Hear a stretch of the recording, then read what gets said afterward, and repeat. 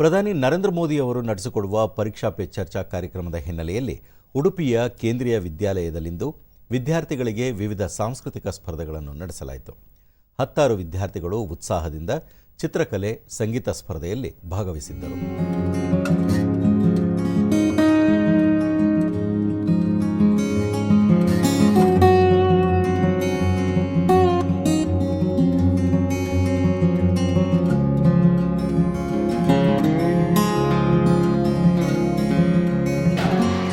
Question paper को छोड़ दिया हमने हिम्मत को, लगातार तैयारी हमने की है पूरी, पर पता नहीं वह कैसे रहे फेलियर, एग्जाम फेलियर का batter without the paper.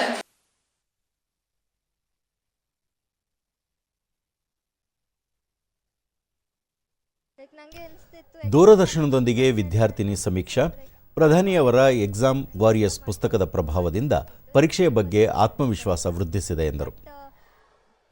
Prime minister ಹೀಗೆ ಈ ಬುಕ್ಸ್ ಅನ್ನೆಲ್ಲ ಬರೆದಿದ್ದಾರೆ, ಅದು ತುಂಬ ಹೆಲ್ಪ್ ಆಯಿತು ನನಗೆ.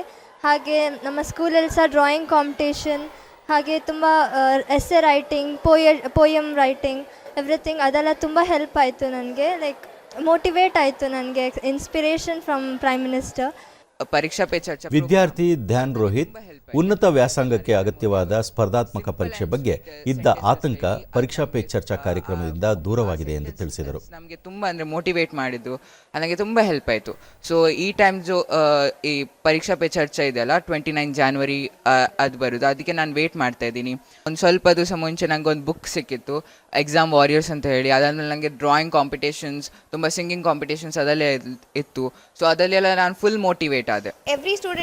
ಮತ್ತೊಬ್ಬ ವಿದ್ಯಾರ್ಥಿನಿ ದಿಯಾ, ಪರೀಕ್ಷೆಗಳ ಬಗ್ಗೆ ಇರುವ ಸಹಜ ಭಯವನ್ನು ನಿವಾರಿಸುವ ನಿಟ್ಟಿನಲ್ಲಿ ಈ ಕಾರ್ಯಕ್ರಮ ಮಹತ್ವದ್ದಾಗಿದೆ ಎಂದರು. But not taking care much of that, Modiji had brought up lot of things that students can feel free about exams and not think as the exams are the warriors and make the exams as a festival, not a war that you are going to suffer a lot or something, but celebrate the exam like a festival so that you will be happy and succeeded ahead. ಪ್ರಾಂಶುಪಾಲ ನಾರಾಯಣರಾವ್, ಉಡುಪಿ ಜಿಲ್ಲೆಯ 17ಕ್ಕೂ ಅಧಿಕ ಶಾಲೆಗಳ ಸುಮಾರು 100 ಮಂದಿ ವಿದ್ಯಾರ್ಥಿಗಳು ಸ್ಪರ್ಧೆಗಳಲ್ಲಿ ಪಾಲ್ಗೊಂಡಿದ್ದು ಸ್ಫೂರ್ತಿದಾಯಕವಾಗಿದೆ ಎಂದರು. ಇಂಗ್ಲಿಷ್ ಬುಕ್ಸ್ ಎಕ್ಸಾಮ್ ವಾರಿಯರ್ಸ್ ವಿತರಿಸಲಾಗಿದೆ.